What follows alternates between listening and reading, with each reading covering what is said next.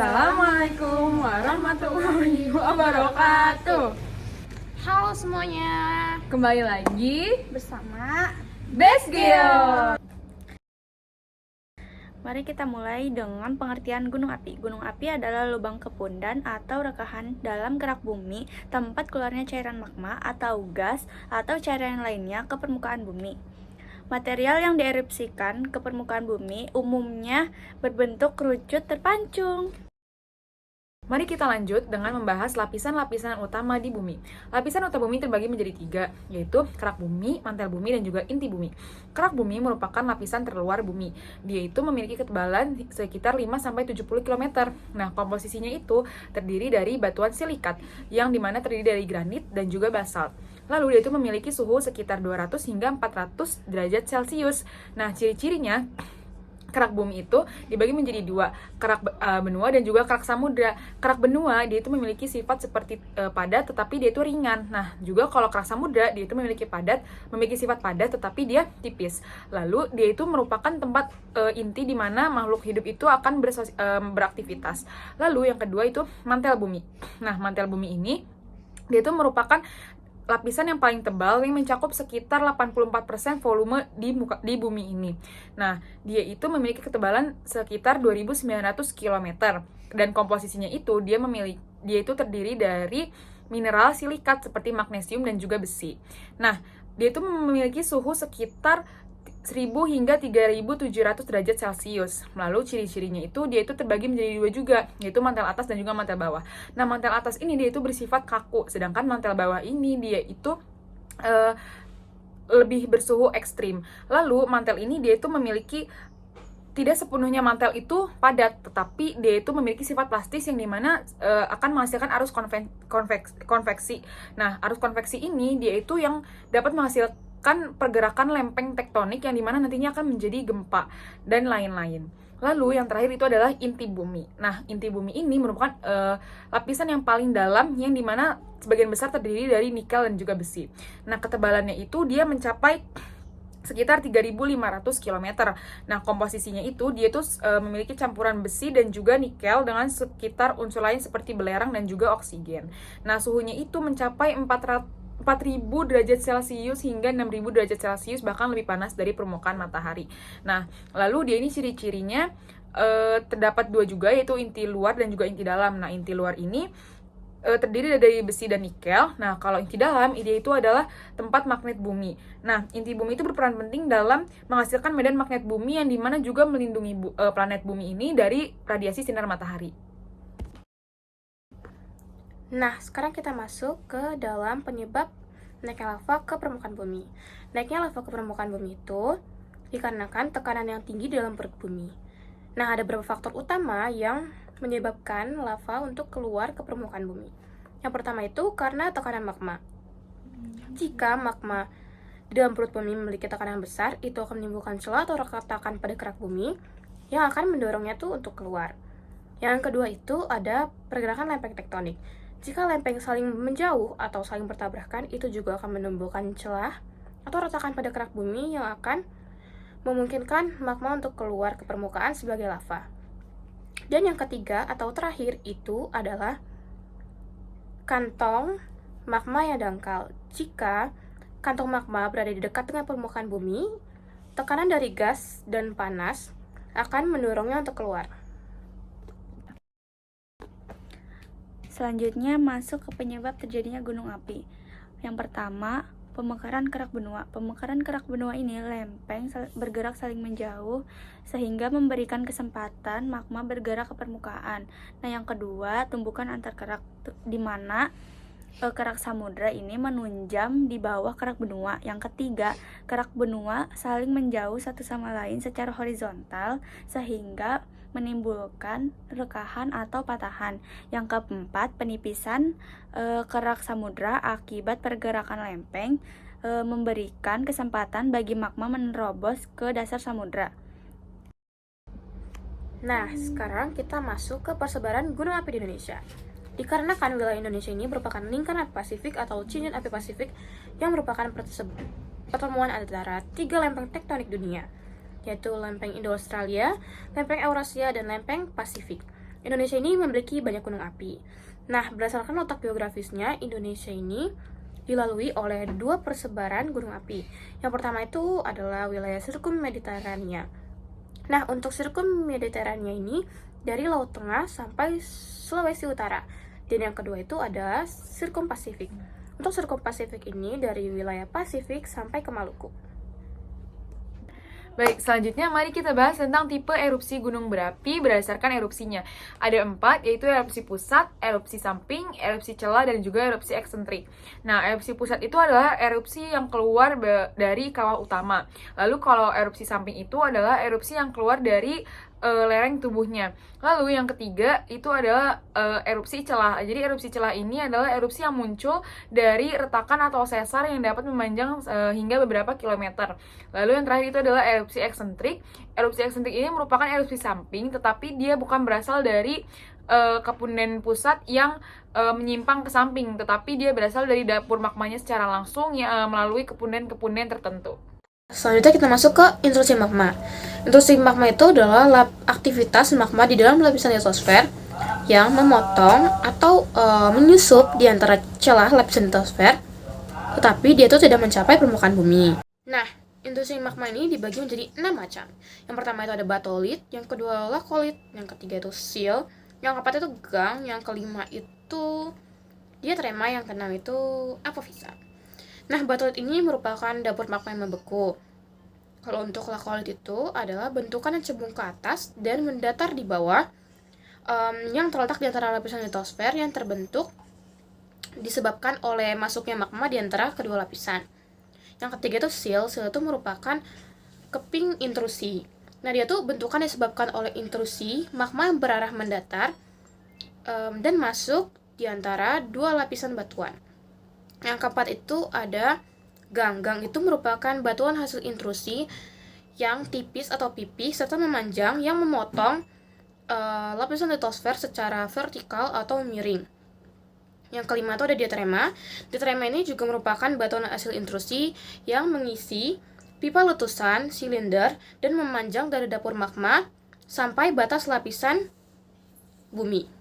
Dan yang keenam tuh atau terakhir tuh ada apofisa. Nah, apofisa ini tuh merupakan gang yang relatif kecil dan dia tuh merupakan cabang. Selanjutnya, mari kita bahas tentang tipe-tipe gunung api. Tipe-tipe gunung api itu terbagi menjadi 3, yaitu tipe gunung api strato, tipe gunung api perisai atau tameng, dan juga tipe gunung api mar. Nah, yang pertama, tipe gunung api strato. Tipe gunung api strato ini, dia itu terbentuk karena letusan yang berulang atau letusan yang seringkali terjadi. Nah, dia itu termasuk dalam erupsi eksplosif dan juga erupsi efusif, yaitu gabungan ya antara kedua erupsi tersebut. Nah, dia itu terjadi dengan mengendapkan lava dan juga eflata. Contohnya itu hampir semua gunung di Indonesia. Lalu yang kedua yaitu adalah tipe gunung api perisai atau tameng. Nah, tipe gunung api perisai atau tameng ini terbentuk karena lelehan lava yang cair dan yang melebar gitu. Nah, itu tuh dia termasuk erupsi efusif. Contohnya itu adalah Kepulauan Hawaii. Dan yang terakhir yaitu adalah tipe gunung api mar. Tipe gunung api mar ini terjadi akibat letusan dapur magma yang dangkal. Nah, dia ini termasuk ke dalam erupsi eksplosif dan contohnya itu adalah Gunung Lamongan. Selanjutnya, mari kita bahas tentang macam-macam letusan gunung berapi. Yang pertama, itu ada tipe Hawaii. Nah, tipe Hawaii ini itu adalah lava yang melebar secara luas yang dapat membentuk gunung yang berupa perisai atau tameng. Contohnya itu ada di Gunung Mauna Kea di Hawaii. Yang kedua, itu ada tipe Stromboli. Tipe Stromboli ini letusannya itu terjadi secara berkala dalam interval waktu tertentu. Nah, contohnya itu ada di Gunung Stromboli di Italia. Yang ketiga, itu ada tipe vulkano. Nah, tipe vulkano ini mengeluarkan zat-zat padat yang disebabkan oleh kedalaman dapur magma atau juga tekanan gasnya yang tinggi. Contohnya itu ada di Gunung Vulcano di Italia. Yang keempat, itu ada tipe Merapi. Nah, tipe Merapi ini itu dia itu letusannya itu disebabkan akibat penyumbatan pada kawah.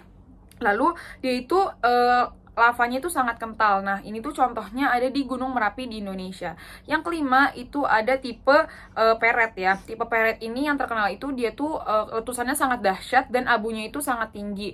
Nah, contohnya itu ada di Gunung Vesuvius di Italia juga. Lalu yang terakhir itu ada tipe Saint Vincent. Tipe Saint Vincent ini tuh bercampur air danah kawah yang menghasilkan lahar yang sangat berbahaya. Contohnya itu ada di Gunung Soufriere. Oke, selanjutnya kita akan membahas ekstrusi magma. Ekstrusi magma adalah proses keluarnya magma dari dalam bumi ke permukaan melalui retakan atau letusan gunung berapi. Ekstrusi magma mempunyai macam-macam. Ada lapili, bom vulkanik, abu vulkanik, lahar, lava, uap air, dan karbon dioksida. Lapili adalah batu-batuan kecil yang berukuran 2-64 mm yang keluar dari gunung berapi.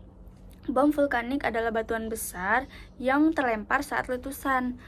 Kemudian ada abu vulkanik. Abu vulkanik itu partikel halus hasil letusan yang menyebar luas melalui udara.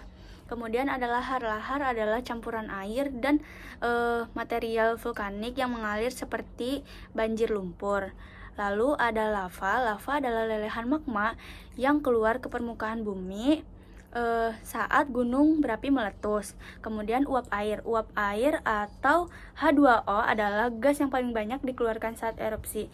Yang terakhir ada karbon dioksida atau CO2 adalah gas yang menyebabkan sesak napas jika terjebak dalam lembah.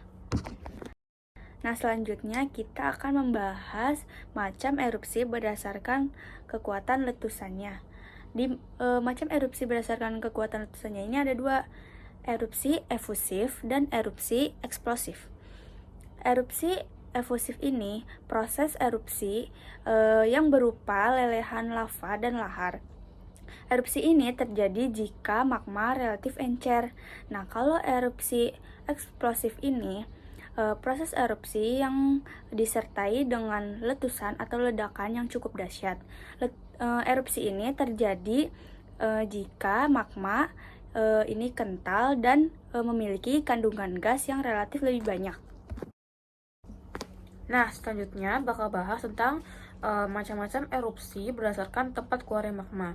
Nah, itu ada 3. Yang pertama itu erupsi linear, yang kedua erupsi areal, dan yang terakhir itu erupsi sentral. Nah, pada proses erupsi linear ini tuh, proses erupsi yang terjadi melalui celah atau retakan yang memanjang. Dia tuh menimbulkan deretan gunung api. Nah, dia tuh proses erupsi areal. Nah, pada proses erupsi areal ini, proses erupsi yang terjadi karena magma terlalu dekat dengan permukaan bumi, sehingga magma itu melelehkan dan membakar batuan yang ada di atasnya. Maka magma keluar di beberapa tempat. Dan yang terakhir itu ada erupsi sentral. Nah, pada erupsi sentral ini, proses ini erupsi yang terjadi melalui sebuah lubang atau pusat erupsi, sehingga membentuk kerucut gunung api yang terpisah-pisah.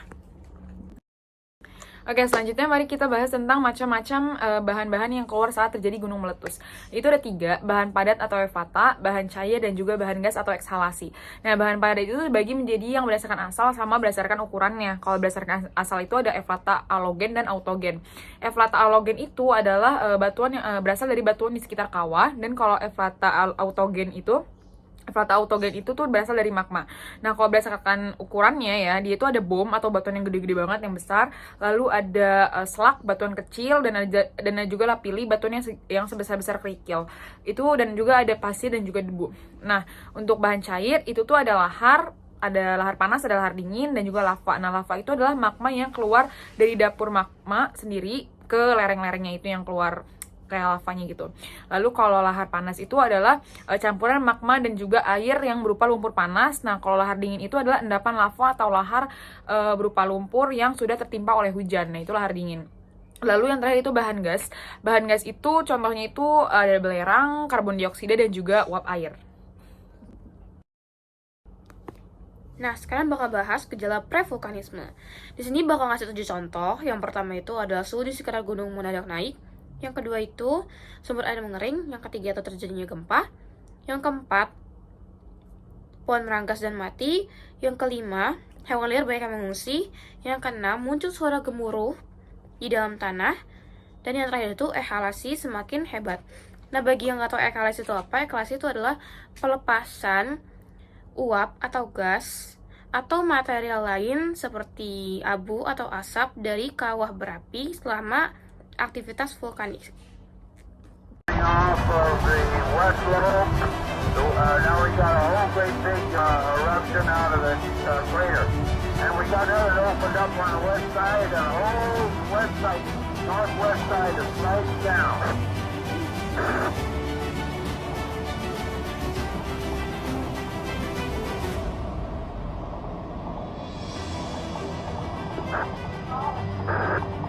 Keep going, Jerry.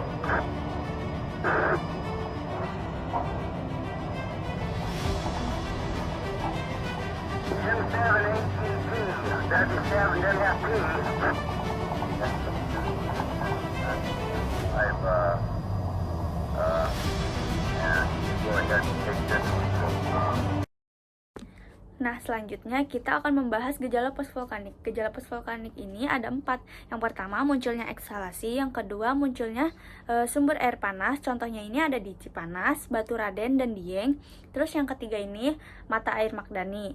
Nah, mata air Magdani ini adalah mata air yang bermineral. Contohnya itu ada di Maribaya, Batu Raden, dan Dieng. Nah, yang terakhir ini ada geyser. Geyser adalah air panas yang memancar secara periodik. Contohnya ini ada di Cisolok Jabar, Islandia, New Zealand, dan Yellowstone National Park. Yang terekam melalui visual udara oleh tim SAR Maumere pasca erupsi Gunung Lewotobi pada Minggu malam kemarin. Ada 3 kecamatan yang terdampak erupsi, yaitu Kecamatan Wulang Gitang, Kecamatan Ilebura, dan Kecamatan Titehena. Ada 15 desa dari 3 kecamatan yang terdampak erupsi. Akibat erupsi Lewotobi, 10 korban meninggal dunia, dan lebih dari 2.000 warga mengungsi di 3 posko pengungsian. Oke, selanjutnya aku akan membahas tentang penyebaran vulkanisme di Indonesia. Itu ada 3 sistem Sunda, sistem busur tepi Asia, dan juga sistem sirkum Australia. Nah, sistem Sunda itu dimulai dari Arakan-Yoman Myanmar, Andaman, Nicobar, Sumatera, Jawa, Kepulauan Nusa Tenggara, dan juga Banda. Lalu di sistem busur tepi Asia itu dimulai dari Jepang, Filipina, Kalimantan Utara, dan juga Kepulauan Sangihe. Lalu yang terakhir itu adalah sistem sirkum Australia. Itu dimulai dari New Zealand, Kaledonia Baru, Papua, dan juga Maluku. Nah, selanjutnya kita akan membahas pengaruh positif dan negatif gunung berapi. Secara positif, yang pertama, abu vulkanik dapat menyuburkan tanah. Yang kedua, memperbanyak hujan atau orografis. Yang ketiga, sumber air panas dan Magdani. Yang keempat, pariwisata. Yang kelima, potensi tambang dan bahan bangunan. Yang keenam ini PLTA dan irigasi. Nah, secara negatifnya, yang pertama itu memakan korban jiwa atau ternak-ternak. Yang kedua, si vulkanik ini bisa memunculkan gas yang beracun. Terus yang ketiga, awan yang panas ini bisa berbahaya bagi jiwa. Terus lahar panas dan lahar dingin ini bisa merusak wilayah yang dilalui. Terus eflata ini dia dapat mengganggu pernafasan. Yang terakhir, gelombang pasang jika gunung berapi berada di laut. Selanjutnya, kita masuk ke materi usaha mengurangi bahaya gunung berapi. Nah, usaha mengurangi bahaya gunung berapi ini bertujuan untuk meminimalisir dan meminimalkan dampak negatif dari aktivitas gunung berapi terhadap manusia, properti, dan juga lingkungan. Nah, contoh usaha-usahanya yang bisa kita lakuin tuh membuat terowongan air pada gunung yang berkepundan. Terus kita juga bisa mengadakan pos-pos pengamatan gunung berapi. Terus kita juga bisa mengevakuasi masyarakat jika terjadi gejala-gejala prevulkanisme. Setelah itu, kita juga bisa memberikan penyuluhan dan edukasi kepada masyarakat sekitar terhadap bahaya gunung berapi, dan juga melakukan simulasi dan latihan evakuasi. Nah, dengan melakukan langkah-langkah tersebut, kita tuh dapat meminimalisir kerugian-kerugian terhadap aktivitas gunung berapi tersebut.